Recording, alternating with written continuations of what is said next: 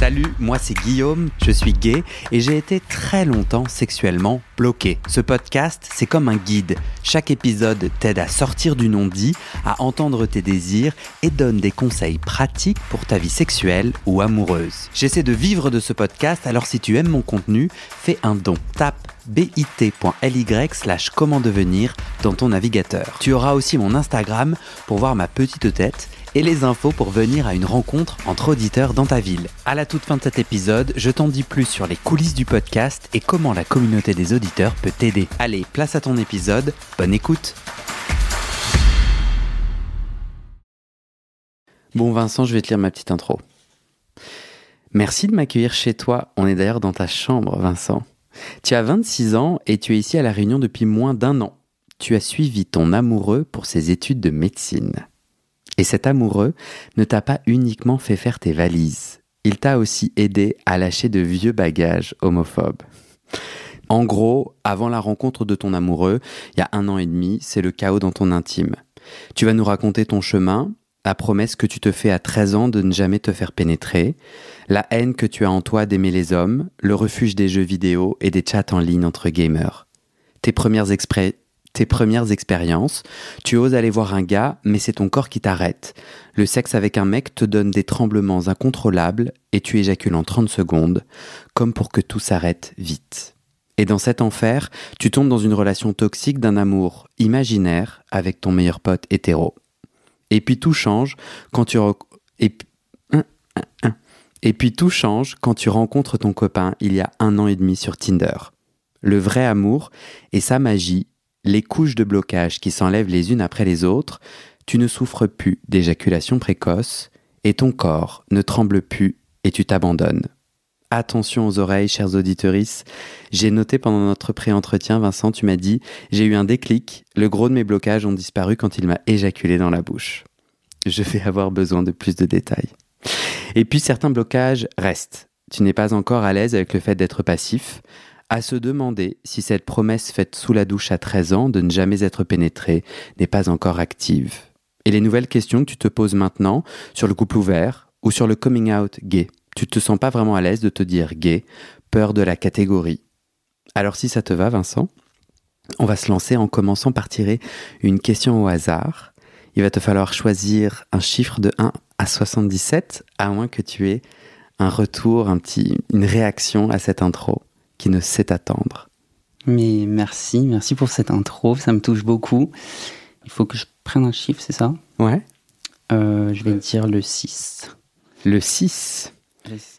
Quel rôle jouent les jouets sexuels dans ton épanouissement intime ? T'es pas obligé de répondre à la question. C'est la question... Ça va. Elle est signifiante ou pas ? Le jouet sexuel, c'est un truc qui t'évoque quelque chose ? Oui et non, parce que dans ma pratique, j'en utilise pas du tout. J'ai jamais investi là-dedans. Et aujourd'hui, ça m'intéresse pas plus que ça, parce que j'en ressens pas le besoin. Mais pourquoi pas je suis assez curieux. J'ai un peu entendu parler de différents jouets. S'il y avait un truc par lequel tu devrais commencer ton exploration, tu choisirais quel objet ? Je pense que j'aimerais bien essayer les petits plugs anal. Je tombe beaucoup sur des vidéos qui me font rire, des plugs avec une télécommande et tu peux actionner à distance. Ok. Et souvent c'est des couples qui font ça et ils actionnent à des moments complètement improbables, genre t'es à la boulangerie, et tu vas payer ton pain et du coup tu vois le mec serrer les fesses et... Attends, mais si tu regardes, c'est des vidéos sur quel... Sur Insta. Ah ouais ? Ouais. Y a rien d'explicite, quoi. Non, mais attends, y a pas de problème. Non, mais je croyais que c'était un film, c'est pas un film porno, quoi. Non, pas du tout. Tu n'as jamais utilisé de concombre, de carottes Et je l'ai eu, cette conversation, il y a pas longtemps. Si, j'ai déjà essayé. La première fois, c'était des crayons. Des crayons de couleur, quoi. Après 2, je pense pas avoir fait 3.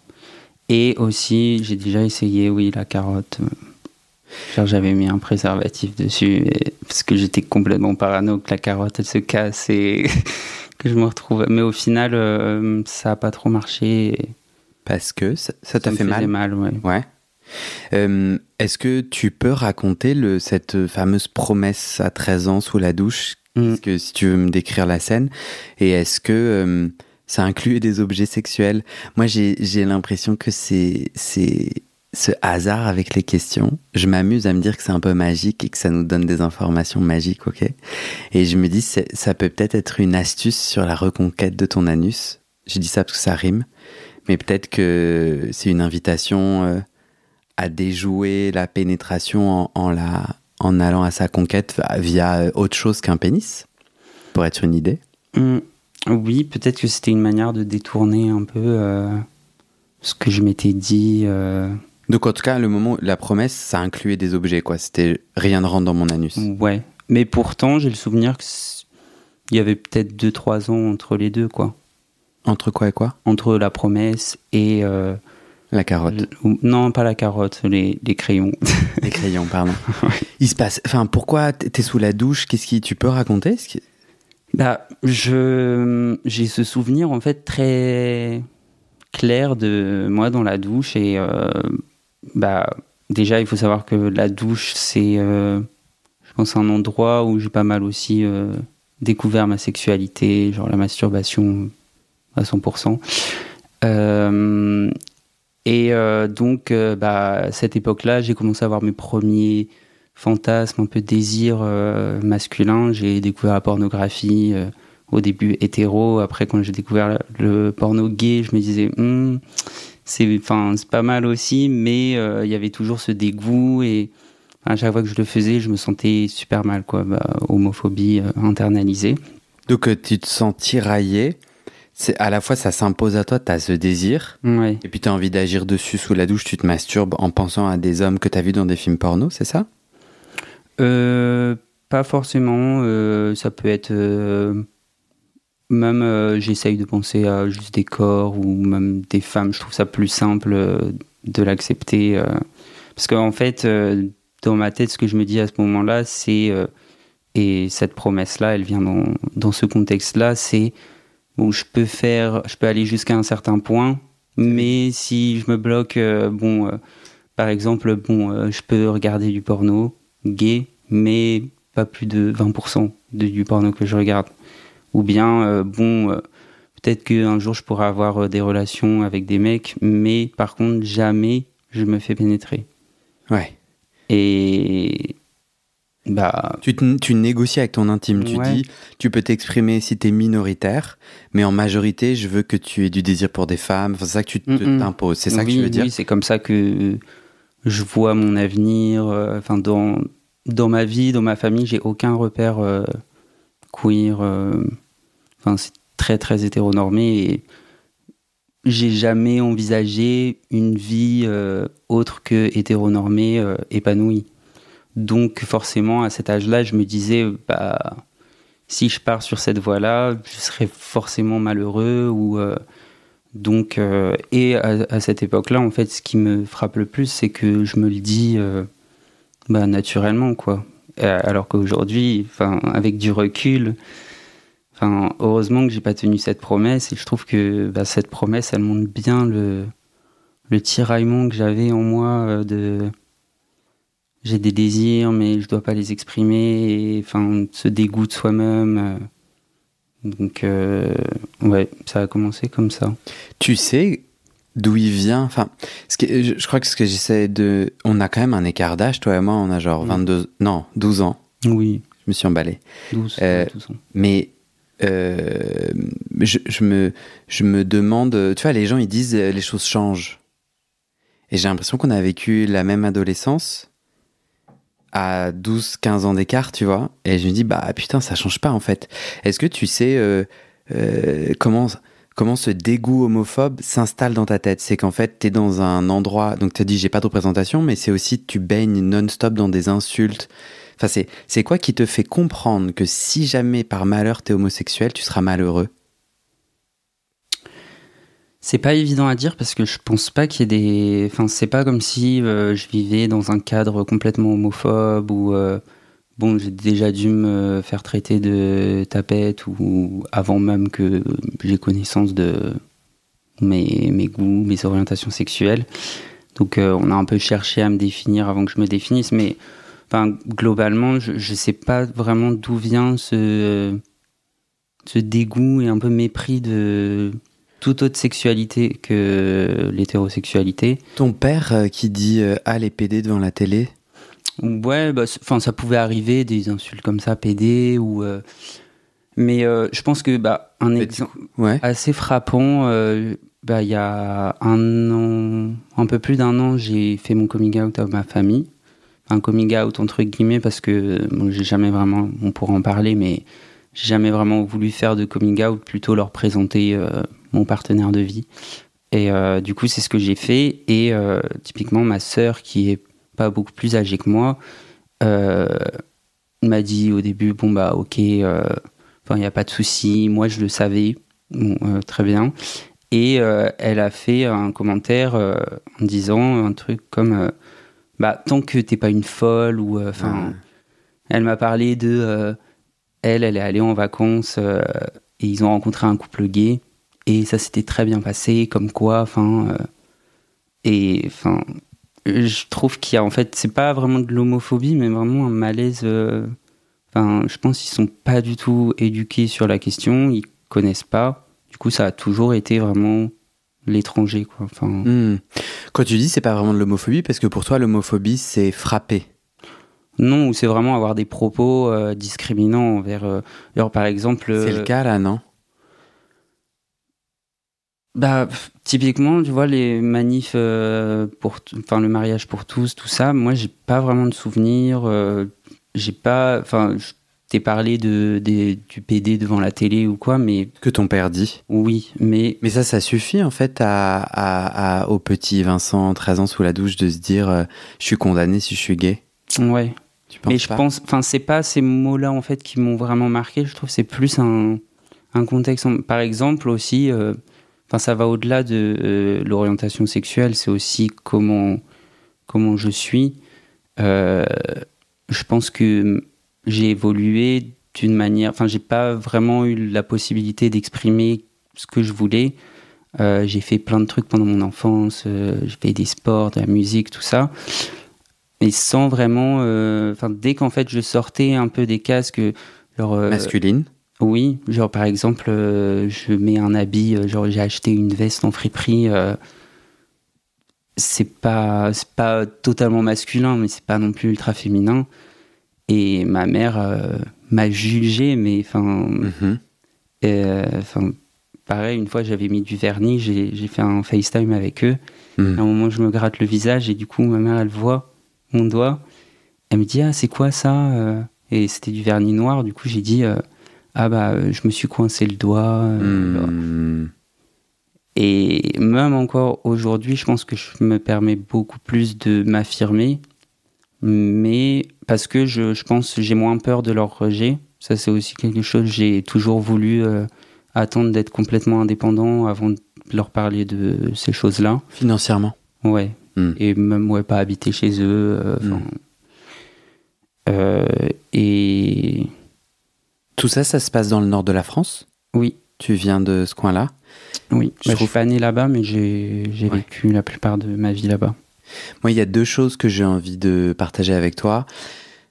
La première, c'est que là, sur le podcast, c'est publié les témoignages de personnes ici à La Réunion. Genre, je dis, on est à La Réunion aussi, mais bon, t'es pas réunionnais, quoi.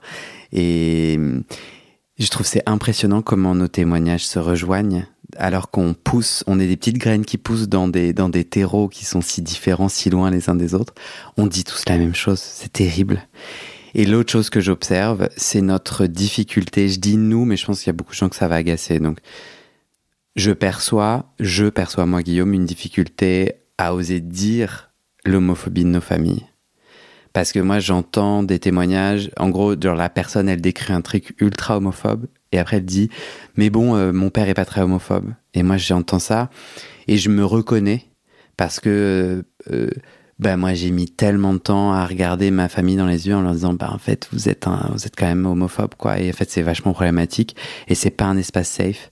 Et c'est vrai qu'ils peuvent répondre mais on t'a jamais frappé, mais t'es invité au repas et tout. Je suis là, ouais mais en fait on va devoir se parler et comprendre que et certes il y a des mélanges entre ma performance de genre, je mets du vernis égale je suis une fille, je suis pénétré égale je suis une fille, je suis gay, je suis une gay fille. Il y a des gros confusions, hein, et on est d'accord, toi et moi, qu'on parle pas du tout de la même chose. Malheureusement, dans le regard hétéro, ils mélangent tout. Et pour moi, c'est de l'homophobie et ses racines de misogynie. Et je te partage ça parce que ça résonne. Enfin, c'est vachement puissant quand tu dis j'ai attendu d'être indépendant, par exemple financièrement, pour leur annoncer. Ça veut dire qu'en fait, dans une partie de ta tête, tu te sentais pas en sécurité et qu'il y avait une mini possibilité que les ponts se coupent, quoi. Oui. Et je pense que si je partage ça à ma famille, ils me diraient mais n'importe quoi. Jamais on t'accepte comme tu es, blablabla. Ouais. Mais pourtant, il y a quand même moi ce ressenti qui faisait que j'étais pas à l'aise de leur en parler. Donc c'est vrai que oui, je pense qu'il y a une difficulté d'admettre l'homophobie dans sa famille. Et ce qui est encore plus dur à assumer, c'est sa propre homophobie. Parce que je pense qu'aujourd'hui, j'ai fait énormément de travail, mais je pense que ça reste toujours, on a quand même des mini restes de ça, quoi. Mais tu vas y arriver. Oui, je pense. Hein. Ouais. Moi, j'avais envie de dire ça. C'est très gratuit, mais en fait, c'est pas des empreintes indélébiles. Et c'est vraiment une reconquête. Et pour moi, pourquoi en fait on est en train de parler de tout ça sur un podcast sur l'intime ? Parce qu'en fait, pour moi, la suite de ton témoignage, il vient trouver ses racines dans tout ce qu'on vient de dire. Tu vois ce que je veux dire ? Quand le corps se met à trembler, comme je disais en intro, quand en fait il y a une couche d'inconscient ou de conscient qui se met en action pour être moins homosexuel, pour ne pas être dans la catégorie homosexuelle ou pour... c'est de la survie. Et en plus, tu m'étonnes. Bien sûr que ton corps se dit, et ta tête se dit, faut survivre. Et que, sachant que tu sais que tu peux être rejeté par ta propre famille, si t'es trop efféminé, trop féminin, ou si t'es l'enculé, on va pas l'être. Non ? C'est bête et simple ? Trop simple ? Non, c'est pas simple. Au contraire, je pense que c'est vachement complexe. Ouais. Non, mais là, je fais des ponts. Tu pourrais dire, oh non, je m'y retrouve pas trop. Non, si, quand même. Hein, Moi, j'ai envie de faire un gros câlin à Vincent, 13 ans, sous la douche. Ouais. Enfin, il est en train de se masturber, donc peut-être je le laisse tranquille. Non, j'étais pas en train de me masturber à ce moment-là. Enfin, je pense. Quand tu fais ta promesse, t'es pas en train de te masturber, ouais. Moi, je me souviens être rempli de honte après avoir éjaculé. Ça te parle ? Ouais, et surtout avec le porno gay. Un dégoût. Ça m'est aussi arrivé de faire d'échanger vite fait des dick pics et tout sur Snap. Et pareil, j'avais ce dégoût et en plus aussi j'avais ce tremblement, tout mon corps, alors que j'étais chez moi. Et c'est juste, on échangeait des photos avec quelqu'un que j'avais jamais vu et que j'aurais jamais vu. Mais quand même, j'avais tout mon corps qui tremblait. Un gamer ? Non, c'était pas des gamers. Ah j'ai cru, j'avais noté. Mais il y en a eu, oui. Il y en a eu. Il y en a eu. En fait, toi, tu te mets dans le jeu vidéo. T'es encore aujourd'hui fan ou plus trop ? Ah, trop cool. En fait, j'ai toujours eu un jeu ou deux que j'adorais. Souvent des jeux en ligne. Quand j'étais petit, je jouais beaucoup à Dofus. Et Dofus, on sait qu'il y a beaucoup de... c'est un jeu de communauté, quoi. Donc, on rencontre des gens et... À la louche, si t'expliquais Dofus à un enfant de 7 ans, c'est quoi ? Dofus, c'est un jeu où tu crées un personnage et puis tu évolues dans un monde, tu gagnes des niveaux, tu peux faire des combats contre des monstres avec d'autres gens. Trop bien. La caméra, elle est genre à la 3e personne. C'est juste, ça s'appelle MMORPG. En gros, c'est une carte et tu vas sur un autre décor, quoi. Et ton personnage, je le vois en petit. Ouais. Moi, je trouve que c'est pas du tout anodin. non pas le personnage. Je trouve ça pas du tout anodin, le jeu vidéo et la place du jeu vidéo dans le queer et dans le gay, parce que il y a tout un mouvement justement de gamers et de gens qui, grâce aux jeux vidéo, peuvent accéder à un univers et à des relations sociales et s'autoriser plein de choses. Toi, t'as senti que c'était un espace justement, parce que ouais, on peut totalement se réinventer derrière un écran. Hein. Ça peut être utilisé pour les bonnes comme les mauvaises raisons, mais je pense que des gens qui ont joué à Dofus, il n'y a pas une personne qui s'est jamais créé un perso féminin. Et du genre opposé, tu veux dire? Oui, mais du genre féminin pour essayer de michetonner, genre je suis ta petite meuf. Tu parles en connaissance de cause? Moi, je dis que ça a dû arriver à tout le monde. Je pense que. Donc ça t'est arrivé à toi? Oui, sûrement. Enfin, en tout cas, j'aimais bien faire des personnages aussi bien féminins que masculins. Attends, comment tu peux michetonner? Ça veut dire quoi, michetonner? C'est demander de l'argent. Ou... Ok. Mais du coup, tu crées ton personnage et après, tu me parles par chat. Ouais. Et genre, t'es féminin et tout. Et toi, tu lui dis genre, vas-y, donne... parce qu'il y a de l'argent dans Dofus. Tu te discutes. C'est un chat en ligne, quoi. Donc, tu lui dis, envoie-moi de l'argent. Parce que. Pas directement. Enfin, la relation se crée. Tu dragues. Ouais. Dans le jeu, tu peux te marier. Donc. Ok. C'est genre les Sims. Pas vraiment, parce que c'est un peu plus combat et il y a un peu moins de créativité. J'aimais bien les Sims aussi, et surtout que les Sims, tu joues tout seul, quoi. C'est la grosse différence.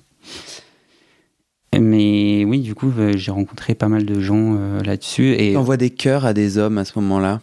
Dans le chat, il y a un truc qui s'exprime. Moi, Ouais. Il y avait une assez grande différence d'âge. Moi, je devais avoir 10-11 ans, je jouais à Dofus. Et du coup, je m'étais fait des amis surtout un qui avait plutôt 18 ans, qui avait une copine et tout. Les jeux vidéo, on peut y passer des heures. Donc, des fois, on faisait des nuits ensemble. On était sur Skype. Et moi, j'étais un enfant, quoi. Et je me rappelle avoir revu des conversations Skype où il y avait des cœurs, il m'envoyait plein de cœurs. Du coup, moi aussi, je lui en envoyais. Mais je pense pas que... pour moi, j'étais trop jeune pour ressentir quoi que ce soit pour lui. Mais du coup, avec du recul, je me demande ce qui se passait vraiment dans sa tête. Et pour moi, c'était pas une relation très saine. Et je pense que c'est un peu... J'ai pas développé de l'attirance, mais un peu un fantasme où j'idéalisais un peu les gens. Parce que il y avait l'écart d'âge, il y avait aussi le fait que dans le jeu, ils étaient beaucoup plus forts que moi. Et ouais, j'étais un peu leur michto en dessous. C'est un... je suis perturbé par... tu arrêtes pas de ramener à l'argent et j'arrive pas à comprendre.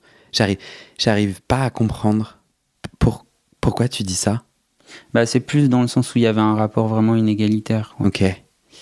T'as acheté de l'affection. Pourquoi tu mets l'argent, même si j'entends qu'il est artificiel, c'est l'argent du jeu, n'est-ce pas?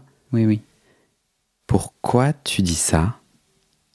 Non, je pense que c'est un détail. Après, peut-être... on peut l'analyser, mais... Ouais, souvent, je suis un peu bête, quand les gens répètent quelque chose 2 ou 3 fois, c'est pas un détail. Et normalement, j'arrive à comprendre pourquoi ils le répètent 2 à 3 fois, et là, j'arrive pas à comprendre.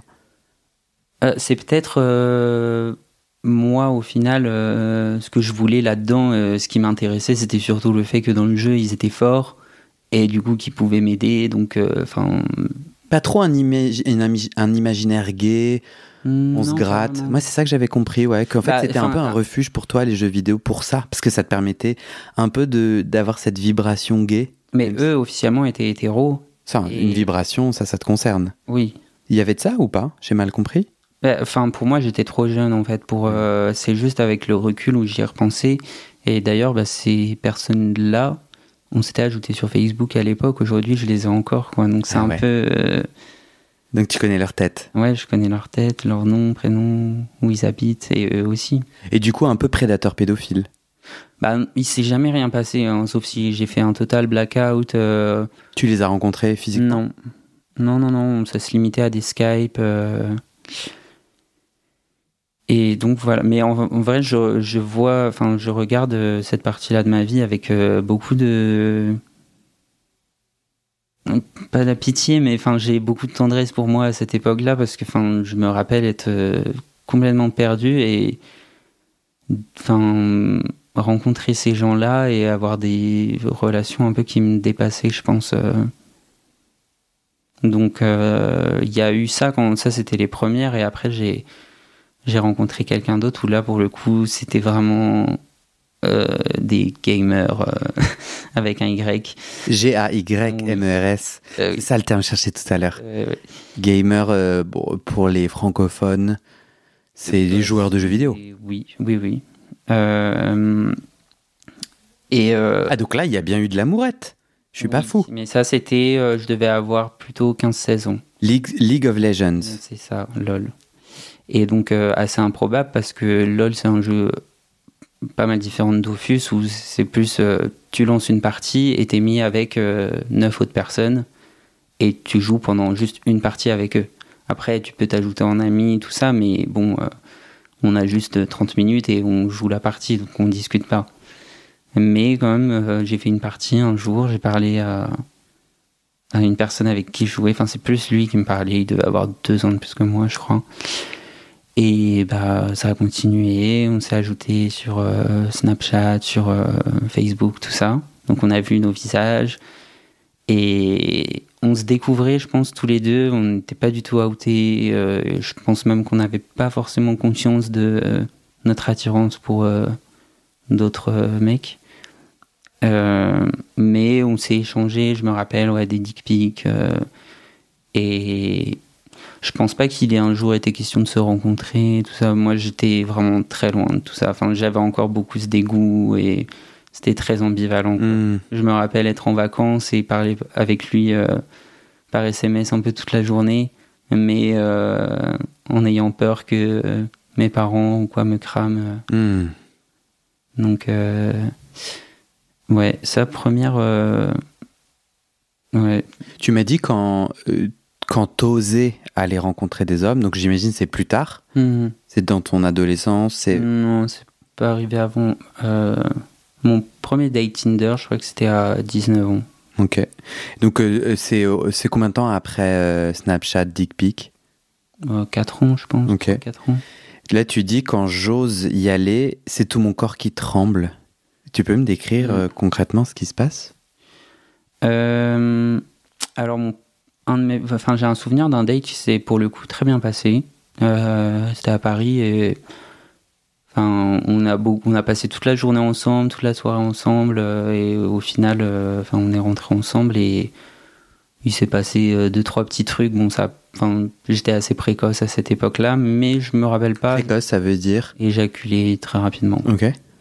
C'est quoi les petits trucs que vous avez fait Genre se sucer, se masturber. Et là, ton corps a tremblé Non, j'ai pas de souvenir. Après, je me dis que c'était peut-être une rentrée de soirée et j'avais pris de l'alcool et peut-être un peu des drogues. Donc, peut-être que ça m'a mis un peu dans un état de tranquillité.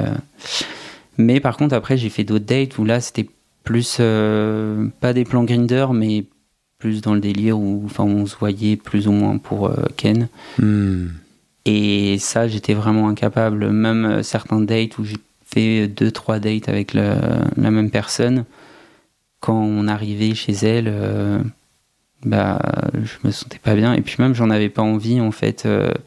Peut-être que je me persuadais aussi, c'était un moyen de me dire, j'en ai pas envie, peut-être que je suis pas homo, ça me correspond pas. Et c'est aussi pour ça que je me reconnaissais pas...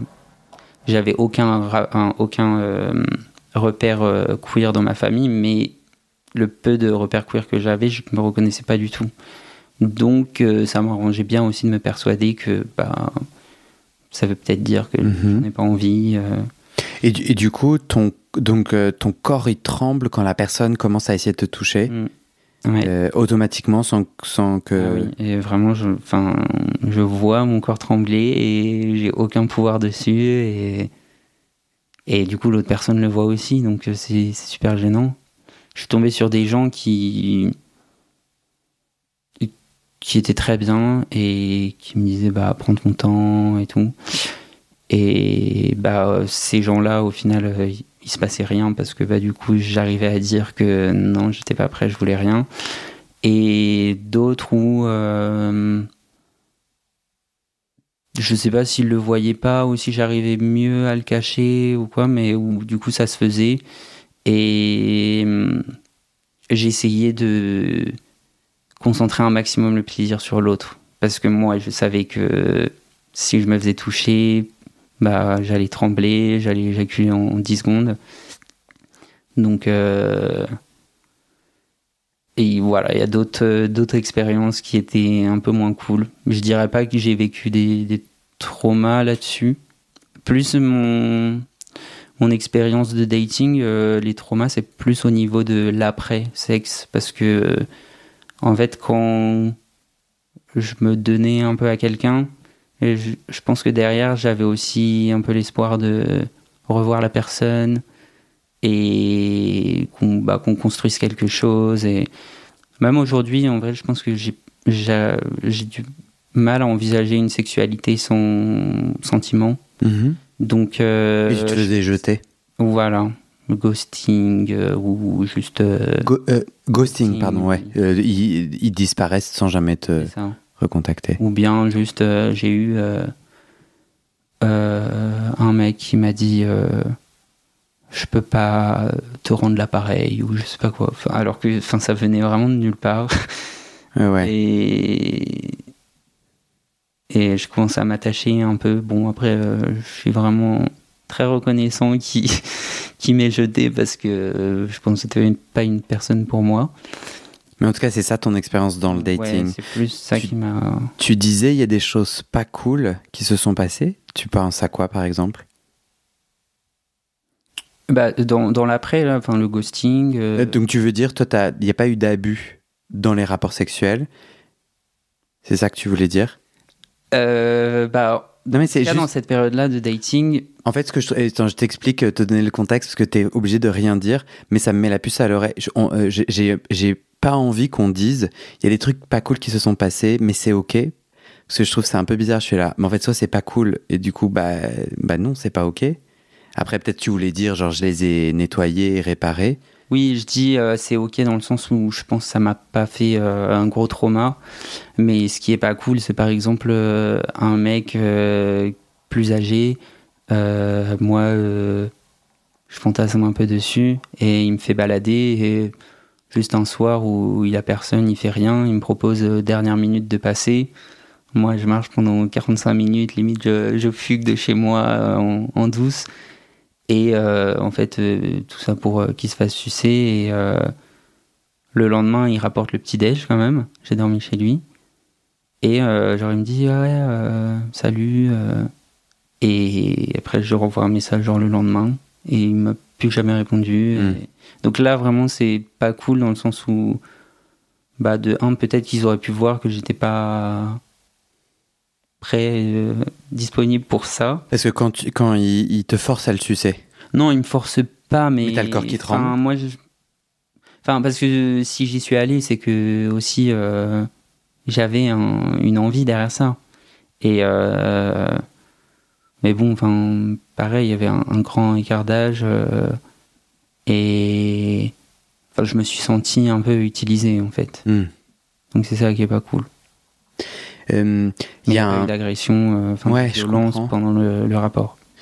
Moi, je suis pas psy, mais je serais curieux d'avoir le retour d'un ou d'une thérapeute avec nos blessures. Enfin, tu vas grandir dans un espace où l'autorité cadrante, tu vois, nous rejette, et d'être tout seul à essayer d'être à la conquête d'un désir qu'on refuse et qu'on refoule et qui nous blesse. Enfin, c'est pas le désir qui nous blesse, mais c'est tout ce poison que tu as vachement bien décrit. Est-ce que du coup, il n'y a pas une boucle de répétition ? On se remet à aller chercher cet autre qui nous maltraite, tu vois. Et parce que moi, j'essaye surtout pas de te responsabiliser en disant « Ah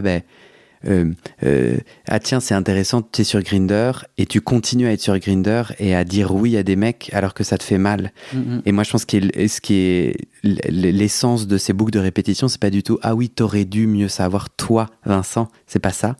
Mais c'est bien de voir nos boucles de répétition, de dire la première fois, j'ai pas aimé, enfin, ça s'est pas bien passé, Vincent. La deuxième fois, c'est toi qui te parles à toi-même là. La deuxième fois non plus, la troisième non plus, la quatrième non plus. Il y a un truc qui est en train de se répéter là. Je me fais mal.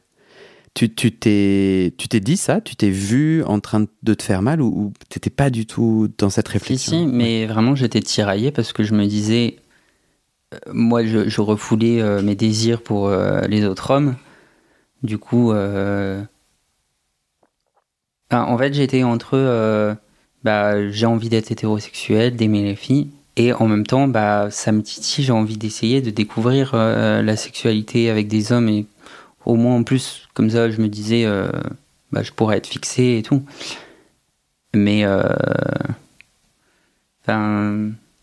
ouais, t'es tiraillé quoi. Je me demande, à nouveau je suis pas thérapeute, donc il y a moyen que je dise une énorme merde, mais je te propose une graine, tu la plantes ou pas. Je me demande dans quelle mesure, dans ce moment où on est tiraillé, la part majoritaire en nous va nous faire un truc qui est gagnant pour elle. Donc en fait, que tu choisisses des hommes qui t'utilisent, ta part qui veut refouler, elle est contente. Parce que il y a pas de lendemain. Et deux, comme t'es malheureux, c'est bien une preuve que l'homosexualité, ça rend malheureux. Tu vois ce que je veux dire, que ce désir est mauvais.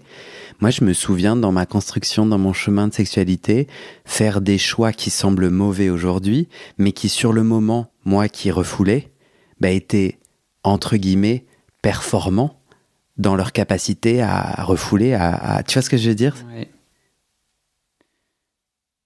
Ouais. Enfin, je sais pas trop comment réagir là-dessus, mais c'est tout à fait pertinent, et c'est un peu maso, quoi. On se fait du mal. Mais on survit. Ouais, on survit. Parce que du coup, pour survivre, faut que cette jouissance homosexuelle puisse être, et à la fois, il faut qu'elle puisse être sanctionnée suffisamment pour que je puisse me dire, je suis pas vraiment un PD.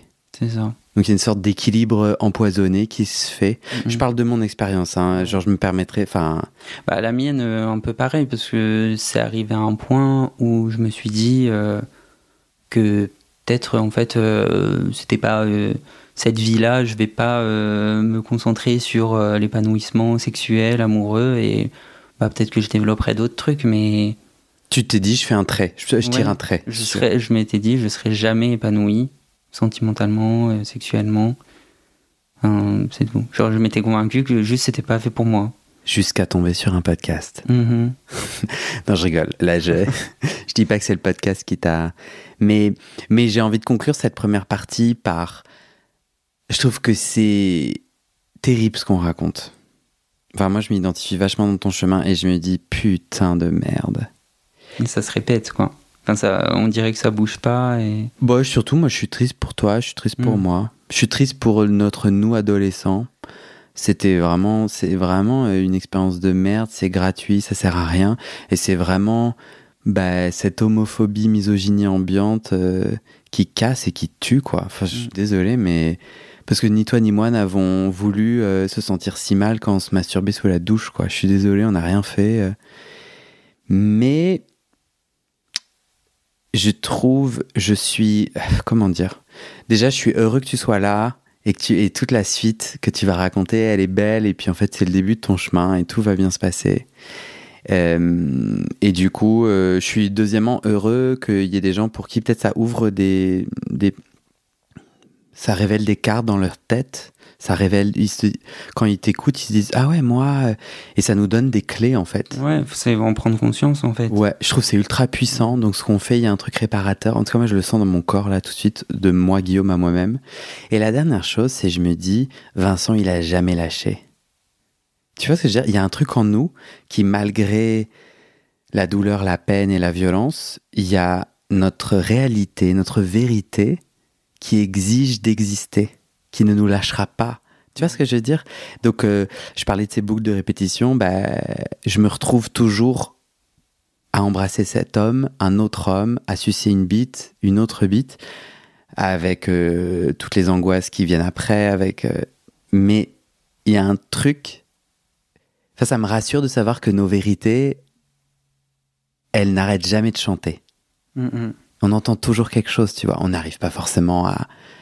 Mais tu vois ce que je veux dire ? Ouais. Oui, c'est un beau Tu t'es message. jamais abandonné. Ouais. Oui, et franchement, là, pour le coup, je pense que c'est une de mes meilleures qualités et une des seules pour laquelle je suis très fier. Et par contre, je pense qu'il ne faut pas oublier quand même que y a des personnes qui ne se relèvent pas de ça et ça reste... Complètement. Oui, c'est pas donné à tout le monde, quoi. Donc, même si moi, aujourd'hui, On parle de ton histoire. Hyper fier du chemin que j'ai fait. Je pense que, malheureusement, c'est pas... Peut-être que tout le monde n'aura pas la même chance parce que je l'ai pas fait tout seul. Donc, en fait, tu rajoutes dans 80 pays, dans 75 pays, c'est un crime d'être LGBT. Bah oui. Tu rajoutes la loi qui te persécute, et puis d'autres réalités financières, économiques. On te vire de chez toi, tu peux plus faire des études, ça. Bien entendu qu'il y a des dans la réalité qu'on a vécue, je pense qu'on est super privilégiés. Bien entendu. Mais moi, j'ai envie de nous dire, j'entends complètement de relativiser et puis de remettre en contexte, et t'as bien raison. Et j'ai envie d'ajouter, et ni toi ni moi ne nous sommes abandonnés. Et je trouve qu'il y a un truc ultra puissant à se dire, j'en ai chié, mais je me suis jamais abandonné. Et il y a comme un truc un peu qui nous dépasse. Parce que moi, je suis là, mais Guillaume, pourquoi tu m'as pas abandonné, quoi ? C'était tellement dur. Pourquoi t'as pas pris tes clics et tes claques ? Pourquoi t'as continué à persister pour trouver le chemin de ce désir ? Et je suis là, merci, mon petit Guillaume. Ouais, c'est important de chérir notre parcours et notre version de soi petit. Et... En tout cas, moi, je le fais là. Ouais, mais t'as bien raison. Rendez-vous dans la partie 2 de ton témoignage, Vincent, si tu es d'accord. Oui, avec plaisir. Trop bien. Il y a un arbre à litchi. Oui. Un litchier ? Un arbre à litchi. T'en as aucune idée. Non. Juste là, on est assis dans ta chambre, tu es au rez-de-chaussée, je regarde par la fenêtre, il y a un arbre à litchi. Je propose que pendant notre pause, là, je peux sortir et prendre un litchi à l'arbre à litchi ? Si on a des assez proches, et on peut essayer de monter sur le toit. Parce qu'il est très grand. Oui, il est haut. Hein. Okay. Sinon, il faudrait demander à un voisin une perche ou quoi. Wow. Donc déjà, j'ai découvert l'arbre à litchi, je suis chaud bouillant. Ouais. Je pense que dans notre pause sera litchi. Allez.